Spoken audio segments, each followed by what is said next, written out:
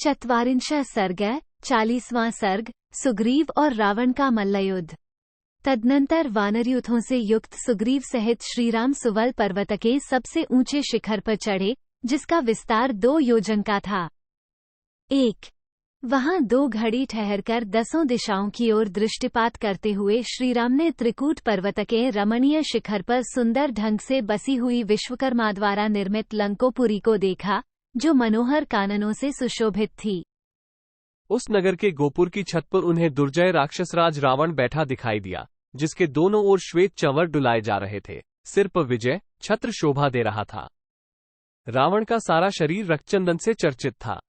उसके अंग लाल रंग के आभूषणों से विभूषित थे। 3-4 वह काले मेघ के समान जान पड़ता था। उसके वस्त्रों पर सोने के काम किए गए थे।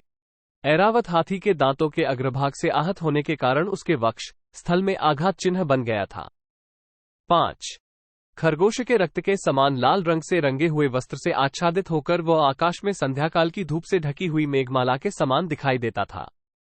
6 मुख्य वानरों तथा श्री रघुनाथ जी के सामने ही राक्षसराज रावण पर दृष्टि पड़ते ही सुग्रीव सहसा खड़े हो गए। 7 वे क्रोध के वेग से युक्त और शारीरिक एवं मानसिक बल से प्रेरित हो सुवेल के शिखर से उठकर उस गोपुर की छत पर कूद पड़े। 8 वहां खड़े होकर वे कुछ देर तो रावण को देखते रहे, फिर निर्भय चित्त से उस राक्षस को तिनके के समान समझकर वे कठोर वाणी में बोले। 9 राक्षस, मैं लोकनाथ भगवान श्रीराम का सखा और दास हूँ।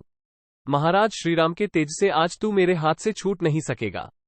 10 ऐसा कहकर वे अकस्मात उछलकर रावण के ऊपर जा कूदे और उसके विचित्र मुकुटों को खींचकर उन्होंने पृथ्वी पर गिरा दिया। 11 उन्हें इस प्रकार तीव्र गति से अपने ऊपर आक्रमण करते देख रावण ने कहा, अरे, जब तक तू मेरे सामने नहीं आया था तभी तक सुग्रीव सुंदर कंठ से युक्त था। अब तो तू अपनी इस ग्रीवा से रहित हो जाएगा। ऐसा कहकर रावण ने अपनी 2 भुजाओं द्वारा उन्हें शीघ्र ही उठाकर उस छत की फर्श पर दे मारा। फिर वानरराज सुग्रीव ने भी गेंद की तरह उछलकर रावण को दोनों भुजाओं से उठा लिया और उसी फर्श पर जोर से पटक दिया। 13 फिर तो वे दोनों आपस में गुंथ गए।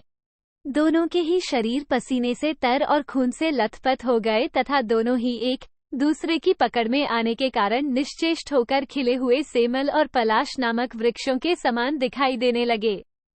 14 राक्षसराज रावण और वानरराज सुग्रीव दोनों ही बड़े बलवान थे, अतः दोनों घूंसे, थप्पड़, कोहनी और पंजों की मार के साथ बड़ा असह्य युद्ध करने लगे।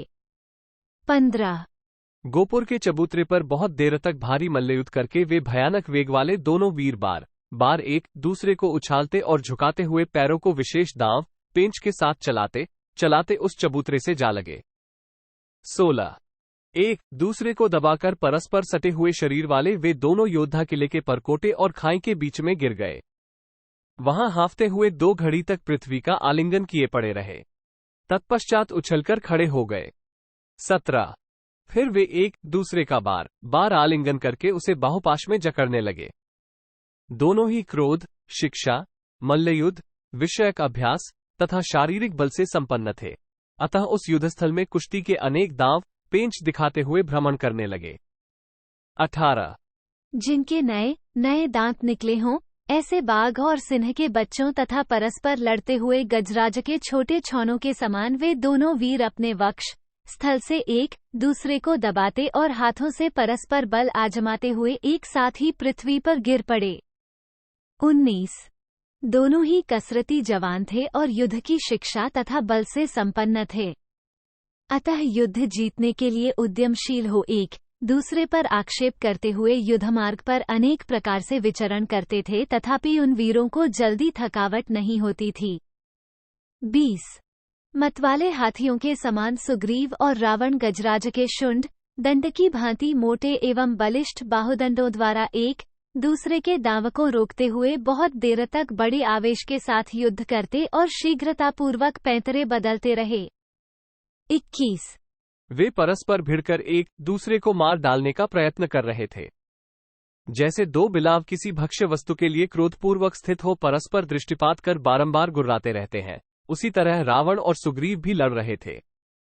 23 विचित्र मंडल एक और भांति। भांति के स्थान का दो प्रदर्शन करते हुए गोमूत्र की रेखा के समान कुटिल गति से चलते और विचित्र रीति से कभी आगे बढ़ते और कभी पीछे हटते थे।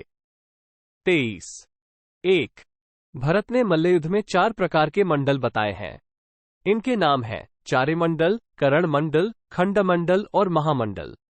इनके लक्षण इस प्रकार हैं। एक पैर से आगे बढ़कर चक्कर काटते हुए शत्रु पर आक्रमण करना चारे मंडल कहलाता है।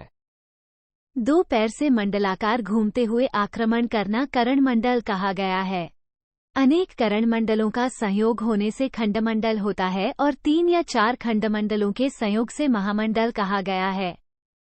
2 भरत मुनि ने मल्लयुद्ध में 6 स्थानों का उल्लेख किया है: वैष्णव, संपाद, वैशाख, मंडल, प्रत्यालीर और अनालीर।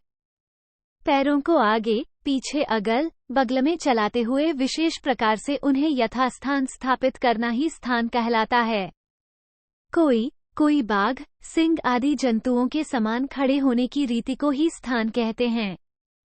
वे कभी तिरछी चाल से चलते, कभी टेढ़ी चाल से दाएं बाएं घूम जाते, कभी अपने स्थान से हटकर शत्रु के प्रहार को व्यर्थ कर देते, कभी बदले में स्वयं भी दांव पेंच का प्रयोग करके शत्रु के आक्रमण से अपने को बचा लेते, कभी एक खड़ा रहता तो दूसरा उसके चारों ओर दौड़ लगाता, कभी दोनों एक दूसरे के सम्मुख शीघ्रतापूर्वक दौड़कर आक्रमण करते, कभी झुककर या मेघ की भांति धीरे से उछलकर चलते, कभी लड़ते हुए एक ही जगह पर स्थिर रहते, कभी पीछे की ओर लौट पड़ते, कभी सामने खड़े ही पीछे हटते, कभी विपक्षी को पकड़ने की इच्छा से अपने शरीर को सिकोड़कर या झुकाकर उसकी ओर दौड़ते, कभी प्रतिद्वंद्वी पर पैर से प्रहार करने के लिए नीचे मुंह किए उस पर टूट पड़ते, कभी प्रतिपक्षी योद्धा की बांह पकड़ने के लिए अपनी बांह फैला देते और कभी विरोधी की पकड़ से बचने के लिए अपनी बाहों को पीछे खींच लेते।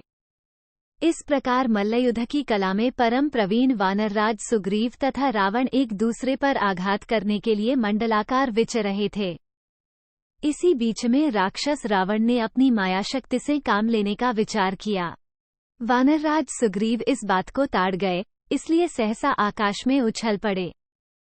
वे विजयोल्लास से सुशोभित होते थे और थकावट को जीत चुके थे। वानरराज रावण को चकमा देकर निकल गए और वो खड़ा देखता ही रह गए।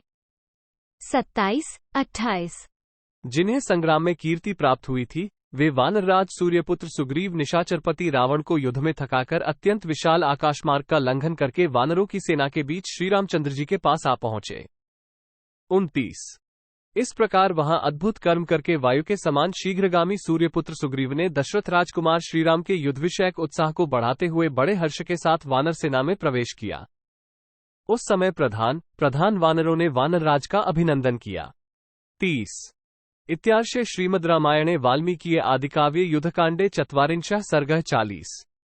इस प्रकार श्री वाल्मीकि निर्मित आर्ष रामायण आदिकाव्य के युद्धकांड में 40वां सर्ग पूरा हुआ। 40